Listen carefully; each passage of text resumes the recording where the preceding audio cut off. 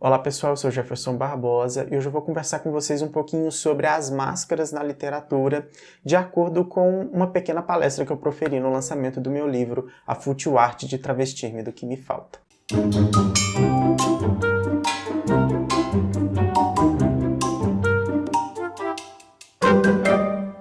Então esse vídeo ele vai ter esse formato diferente, espero que vocês gostem.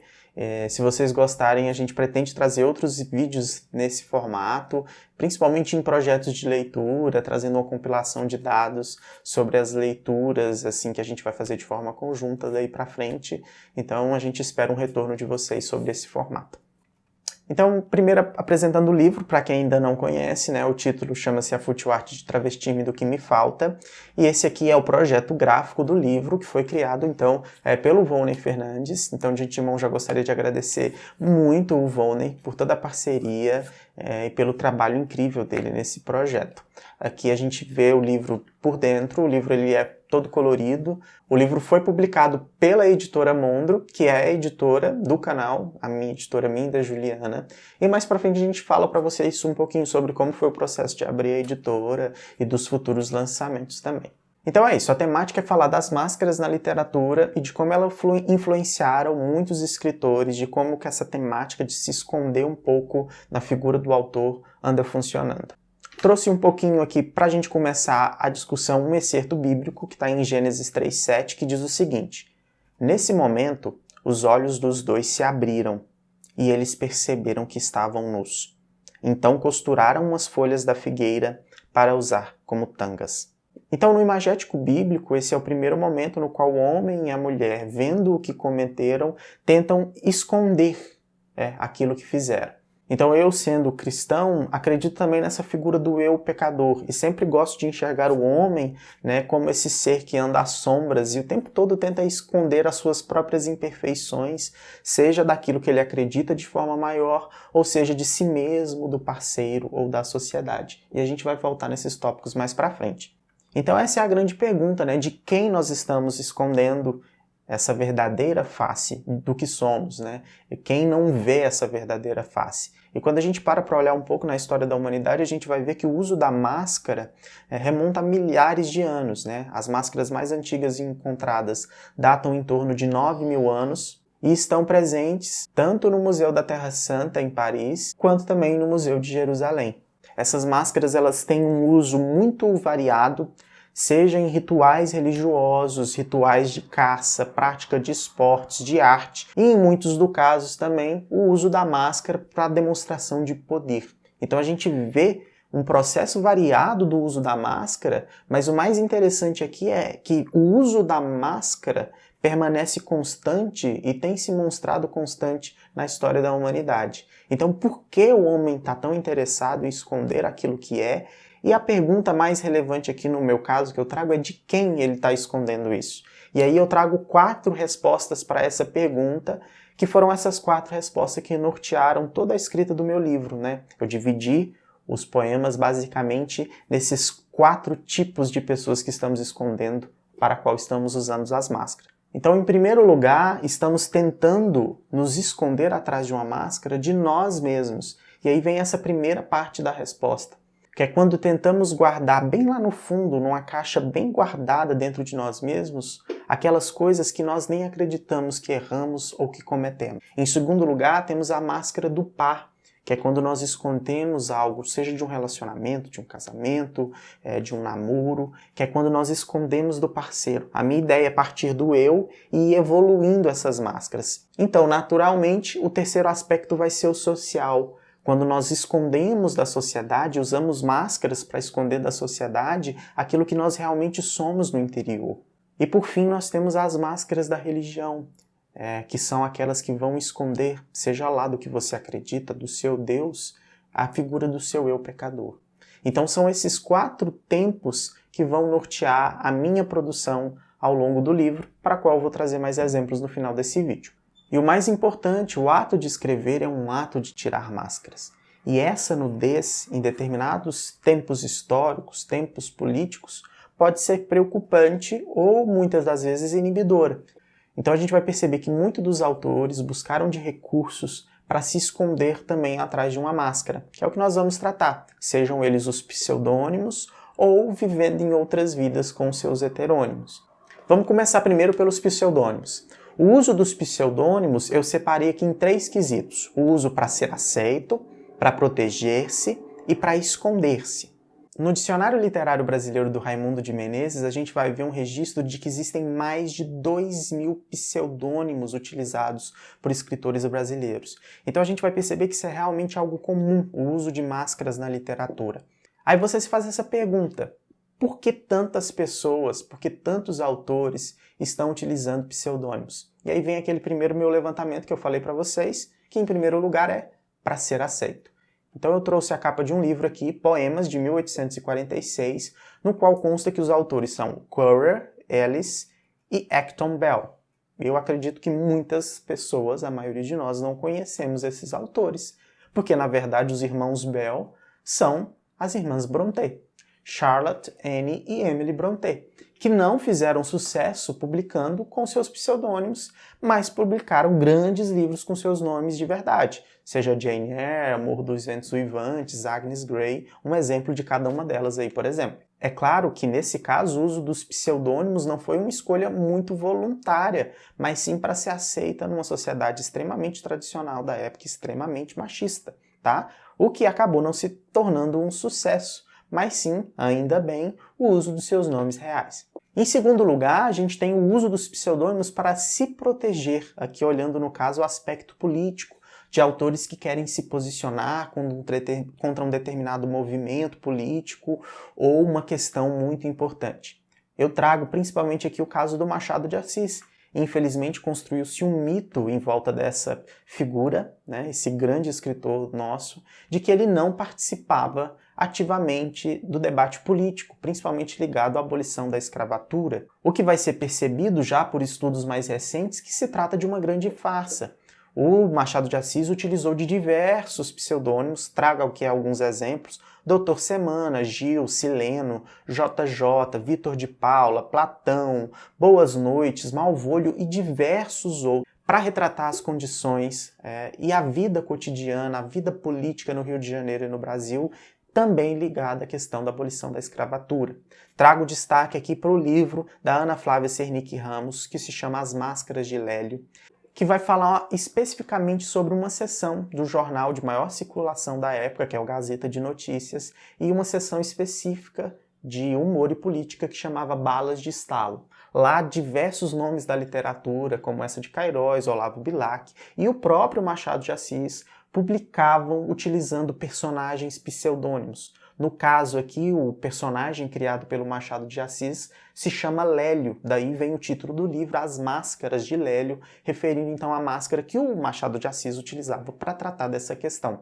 E a gente vai perceber no livro que o Machado de Assis não só assistiu, como participou então desse debate da abolição da escravatura, e o legal é essa foto descoberta recentemente da missa campal, realizada em favor, então, da abolição da escravatura, na qual a gente tem a presença, então, do Machado de Assis, aqui na foto, esse segundo homem que aparece, né, de frente para trás, e também a presença da Princesa Isabel na mesma foto. Então a gente percebe que o uso do pseudônimo serviu muito bem para proteger esses autores, para não serem rechaçados nem nada do tipo na sua época, só que infelizmente essa proteção deu tão certo que acabou protegendo-os durante a história, criando uma figura, no caso a figura literária do Machado de Assis, que ficou alheia ao seu tempo político.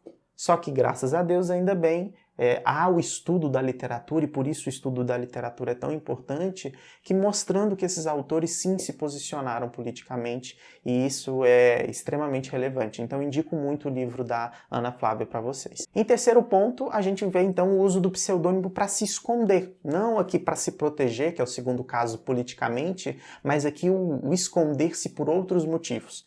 Trago o exemplo aqui do autor Vitor Leal, o dito autor Vitor Leal, que também publicava na Gazeta de Notícias, só que na verdade o Vitor Leal, esse escritor de literatura barata, era um 4 grandes escritores brasileiros, o poeta Olavo Bilac, o romancista Luiz de Azevedo, o dramaturgo Coelho Neto e o jornalista Pardal Mallet. Então esses 4 resolveram criar um pseudônimo porque estavam precisando de dinheiro no momento e queriam uma literatura fácil de escrever, fácil de vender, e também não queriam, ao mesmo tempo, manchar os seus nomes já construídos na literatura com obras melhores. Então eles preferiram usar um pseudônimo para ganhar um dinheiro e sobreviver. Então aí a gente percebe essas várias vertentes da criação, do esconder-se.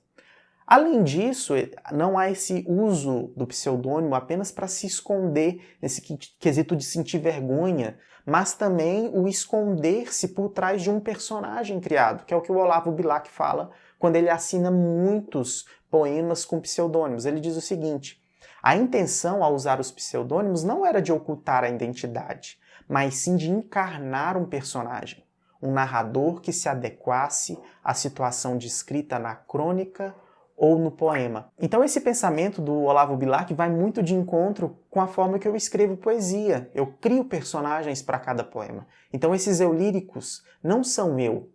Às vezes eu apareço por ali, porque isso não tem como escrever sem se tirar um pouco da máscara. Mas a intenção é criar personagens que estão vivendo em situações diferentes. E para mim isso é o legal da literatura. A gente viu os pseudônimos, agora a gente vai partir para os heterônimos. E o grande representante do uso de heterônimos não podia ser outra pessoa do que o Fernando Pessoa. Então, o Fernando Pessoa ele utilizou vários heterônimos em vida. Então, além da poesia própria, ele escreveu, ele encarnou poetas diferentes, que conviveram e que tiveram vidas, perfis diferentes, formações diferentes. Isso é o mais incrível, né, da obra do Fernando Pessoa, é que como ele criou esses poetas, esses heterônimos, com uma produção tão coesa, que usava vocabulários diferentes de acordo com a formação que eles tinham. Vamos ver aqui os exemplos. A gente teve, então, Álvaro de Campos, que era um engenheiro português, com educação inglesa e com forte influência do simbolismo e do futurismo. Então é perfeito a forma como ele faz isso. Temos o Ricardo Reis, que era médico, defensor da monarquia e com grande interesse pela cultura latina. E também a gente tinha o Alberto Caeiro, que era o que tinha pouca educação formal, a linguagem dele era direta e a naturalidade do discurso oral. Então a gente percebe que a forma e a vivência dessas falsas vidas criadas pelo Fernando Pessoa impactavam diretamente na produção dele. Então é muito legal a forma como ele administrou isso, e por isso a poesia e o Fernando Pessoa é esse grande nome, né? É esse marco da literatura portuguesa. Então nada mais do que definir essa questão do poeta como fingidor do que o próprio poema do Fernando Pessoa, chamado Autopsicografia. Vamos lê-lo. O poeta é um fingidor. Finge tão completamente que chega a fingir que é dor, a dor que deveras sente. E os que leem o que escreve, na dor lida, sentem bem. Não as duas que ele teve, mas só a que eles não têm. E assim, nas calhas de roda, gira a entreter a razão, esse comboio de corda que se chama coração. Então, é incrível como esse poema do Fernando Pessoa retrata essa ideia do poeta como fingidor, né? Esse poeta como o criador de outras realidades, que é o que ele fez com os heterônimos, mas é o que todos os poetas fazem ao criar esses eu líricos vivendo em situações distintas das suas. Então, e o leitor, como ele diz aqui muito bem, e os que leem o que escreve, na dor lida, sentem bem. Então, é essa figura do poeta sendo um fingidor para uma plateia de leitores. Então, gosto muito desse poema do Fernando Pessoa, justamente por ele retratar essa dinâmica da escrita de uma forma assim deslumbrante, né? E é baseado nesse aspecto do poeta como fingidor, do nosso uso de máscaras, que eu construí, então, essa coletânea de poemas que formam o meu primeiro livro de poesias. Então, a fútil arte de travestir-me do que me falta é esse apanhado de máscaras, de personagens que usam máscaras, sejam para se esconder de si mesmos, do seu par, da sociedade ou da sua própria religião, da forma como as pessoas elas têm medo de se expressarem, de se abrirem. Então eu vou trazer para vocês um exemplo de 4 poemas que vocês vão encontrar um de cada um desses eixos aqui, só relembrando, a gente se esconde do eu, do par, do social e da religião. Então vamos para o primeiro, relacionado às máscaras do eu, que é o poema que dá título ao livro, que chama-se A Fútil Arte de Travestir-me do que me falta. Quando vasculho as caixas largadas pela memória ao longo da vida, desencontro-me diversas vezes, perdido nas desgraças que já vivi. As pequenas caixas mostram-me os pecados de um jovem vicioso, paixões ardentes, seduções intermitentes, matriz de misteriosos mistérios maliciosos. As caixas mais largas escondem a cobiça de um adulto pernicioso, planos de comprar o mundo à prestação e convencer o soberano a pagar os juros. As caixas estampadas revelam as máscaras de um velho ardiloso, coloridas, adaptáveis e removíveis. A fútil arte de travestir-me do que me falta. As mais discretas sussurram segredos do meu eu mentiroso, amantes, amores, amargos horrores, cartas rasgadas com letras esquecidas. Todas as caixas gritam, contestam, uma parte que já se misturou ao todo. Já não me encontro em meio a elas. Já em meio a elas não me procuro. Então esse poema tenta retratar basicamente a nossa vida em meio a tantos disfarces, né? Às vezes a gente usa tantos e tantos disfarces que a gente se perde em meio a esses tantos de personagens criados na nossa vida que a gente já não sabe mais distinguir o que é a farsa e o que é a verdade. Então, basicamente, é essa a ideia por trás do livro todo e por isso que é um poema tão emblemático que eu escolhi esse para representar toda a coletânea do que você vai encontrar dentro do livro. Em relação ao segundo tipo de máscaras, que são as máscaras do par, do parceiro, eu trago o exemplo aqui do Selo de Cartas Vazias, que é um poema que também está no livro, que diz o seguinte: o álbum chegou vazio de mim. As fotos esqueceram meu rosto. Um quadro limpo pendurado na parede mostrava-me ausente do que registrei. Eram vários selos de cartas vazias para serem entregues.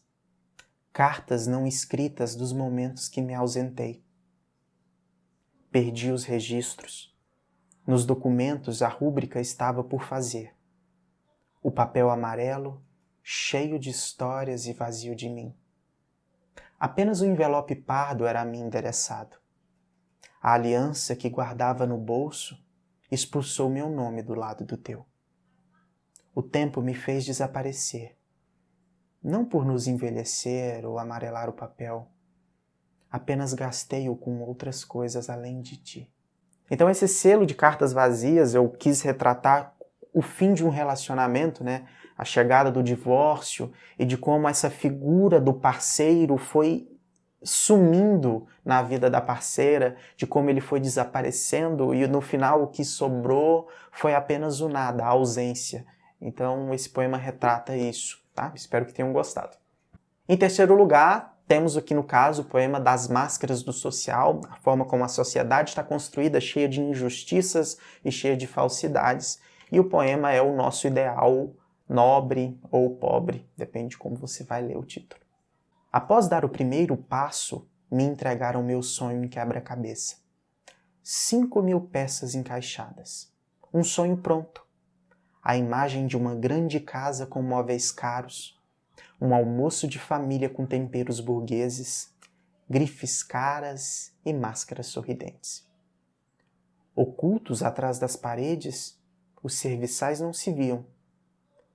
Pendurei o quadro na parede da sala, mas sempre ficava torto, desalinhado. Era a ação de um peso que não se via, a vontade pobre de tornar-se senhor do engenho, pular no outro lado da balança, desnivelar mais o torto. O quadro foi ao chão, o sonho tornou-se asco. Não dá para ir à luta com a burguesia na parede. Não dá para progredir regredindo o resto. Não dá para combater a pobreza sem destruir a utopia, peça por peça, todo dia, do nosso ideal de ser nobreza. Esse poema trata mais como o nosso desejo de sempre, dessa busca nossa de progredir, de evoluir na vida, muitas vezes está confundida por essa ideia de se tornar nobreza, de desnivelar o torto, né, e aumentando cada vez mais essa desigualdade social incrível no país. Então a gente não vai conseguir equilibrar a situação, a gente nunca vai conseguir combater a pobreza se, na verdade, no nosso íntimo, o sonho é vestir a máscara da nobreza e ter serviçais ocultos atrás das paredes. E, como exemplo da esfera da religião, né, eu trouxe um poema curtinho, né, dentre todos que estão nessa temática, chamado Eis que estou à porta e bato. Diz o seguinte: a porta estava fechada. Uma inscrição dizia: lugar santo, sem pecadores. A porta estava sempre fechada. Não havia ninguém. Esse poema lida mais com a ideia, né, a nossa ideia cristã de que todos nós somos pecadores e de que essa vendagem, né, de que algumas pessoas se colocam como pessoas santas, figuras perfeitas, nada mais é também do que uma máscara. Então esses lugares estão vazios de alma, né, de pessoas que importam apenas com seu ego, apenas consigo mesmas. Então é isso, o objetivo desse vídeo foi mostrar para vocês um pouquinho sobre o uso das máscaras na literatura, pseudônimos, heterônimos, e também mostrar um pouquinho do meu livro, de como ele foi dividido, de como eu pensei, dando um exemplo de alguns poemas. Caso vocês tenham ficado com interesse, né, de adquirir o meu livro, ele está à venda na Amazon, tá? Para quem tem o Kindle Unlimited ou assina o Amazon Prime, o livro é gratuito, basta baixar no seu Kindle, no seu celular e ler à vontade, depois vem contar aqui o que você achou. Ou senão você pode adquirir o Kindle, ou se não adquirir o livro impresso, que também está lá à venda na Amazon, em impressão sob demanda, ou senão você pode falar diretamente comigo para conseguir sua cópia autografada também. Então é isso, espero que vocês tenham gostado, tanto do vídeo, do livro de poemas, com esses exemplos que eu falei, e também desse formato novo aqui, que a gente está trazendo esse conteúdo para vocês. Não quero deixar de dar meus agradecimentos à minha esposa, Juliana Matos, que participou de todo esse processo, ao Volney Fernandes, que foi o artista que fez as ilustrações da capa, a Melody Ferraz, que fez a revisão do livro, a Mel do canal Literaturice, acho que muitos de vocês conhecem, ao Paulo Marques, que fez a orelha do livro, ao meu professor Alshire, engenheiro civil e também poeta, que fez o prefácio do livro, ao Alexandre Rodrigues, à família, aos amigos e a todos vocês que estão nos assistindo, tá? Então é isso, espero que vocês tenham gostado, não deixem de curtir, se inscrever no canal e acompanhar os próximos vídeos do Em Diálogo. É isso, obrigado e até mais.